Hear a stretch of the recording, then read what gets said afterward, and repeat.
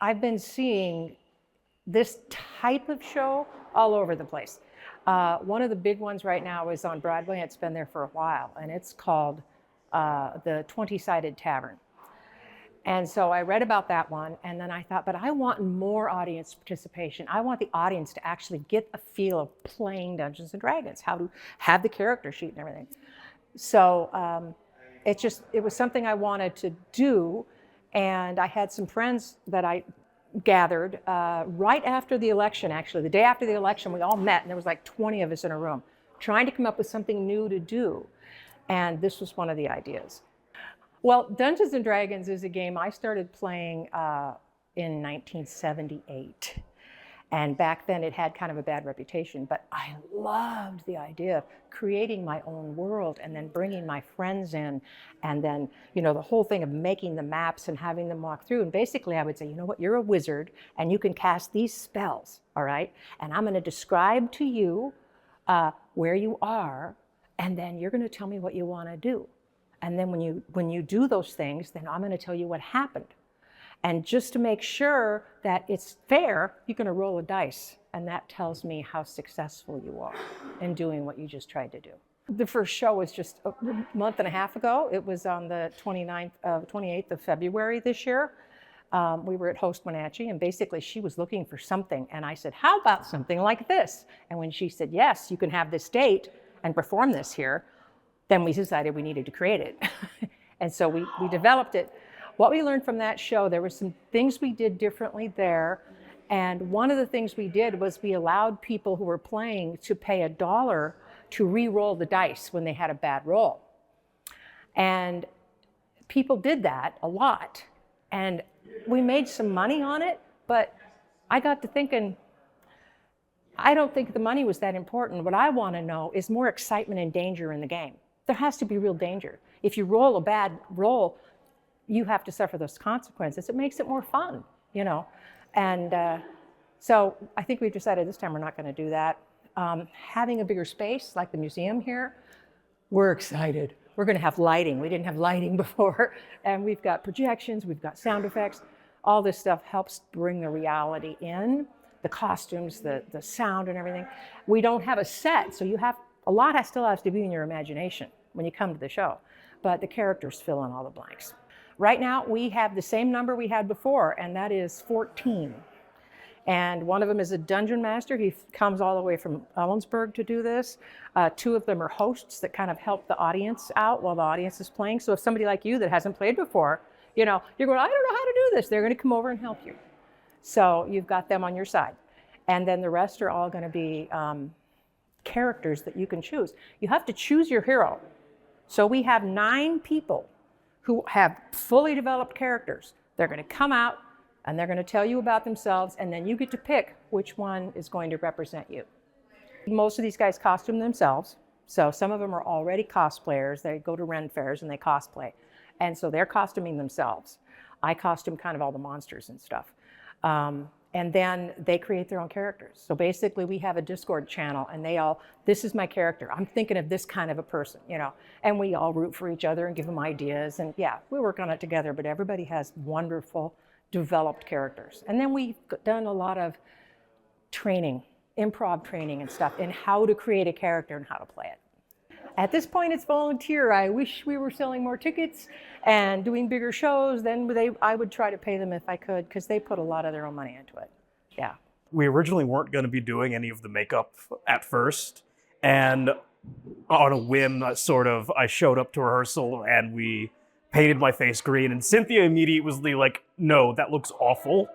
And we kind of eventually wore her down, and so she was like, fine, I'm going to be the one to put your makeup on so it doesn't look like complete garbage. And it takes about maybe 15 to 20 minutes to take on, or to put on, and then to take off about 3 minutes, and then I'm still washing it off the next day and the next 2 days or so. I love Dungeons and Dragons. I played it a lot when I was in high school. Stopped a little bit when I went to college, but I fell in love with the game again because Magic the Gathering had their Dungeons and Dragons theme set. And so I fell back in love with it, and Cynthia sent out an email to a bunch of talent here, and it was a dream come true because it's mixing two of my favorite things, improv comedy and just nerd shit.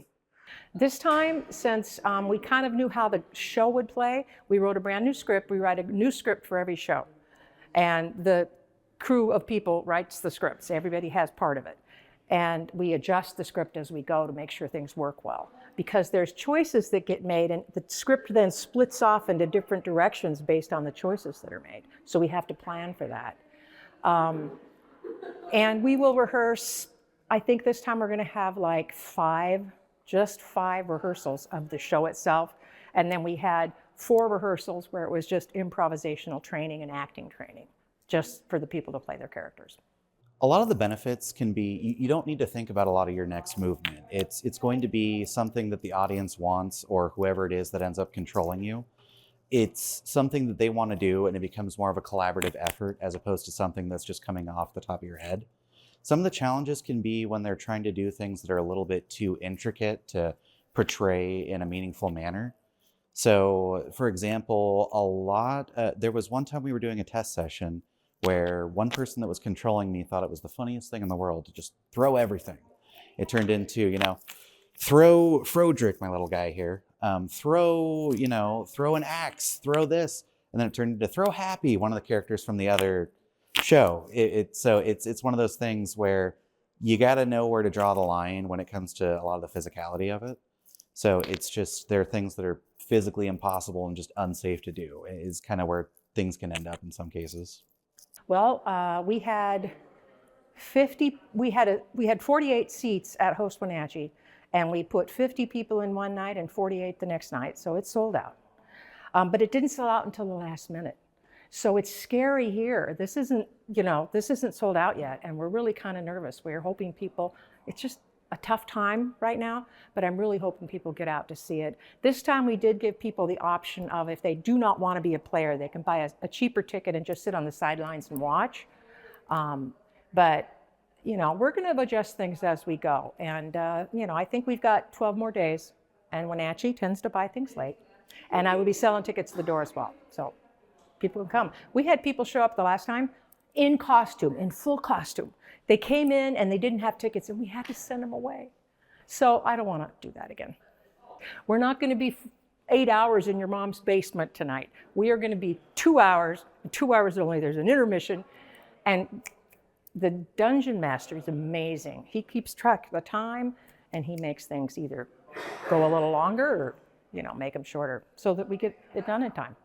And it's still a great night of entertainment. As the Dungeon Master, I sort of arbitrate success and failure based on the dice rolls. I kind of narrate the story, keep it rolling, introduce monsters and stuff, mock the dumb decisions of the players when they decide to try to kill someone by hugging them. But the story has to move on, so I let them do that. At the end of the day, success or failure moves the story forward. You can purchase tickets right now by going to the Numerica PAC website, and they are being our box office for us. So you can walk into the Numerica PAC box office and not pay any fees. Or you can go online and buy your ticket there. And it's just numericapac.org. You can also go to our website, which is miniquesttavern.com, and we have a ticket link there. And at that place, we've got photos, kind of bios of the different roles, the different heroes, and a lot about the show. But yeah, the show, it's called The Arcane Rift is the name of the script. And it has to do with 2 major characters fighting over supremacy. And halfway through, the audience has to decide, are we going to side with this guy or that guy, or are we going to go on our own?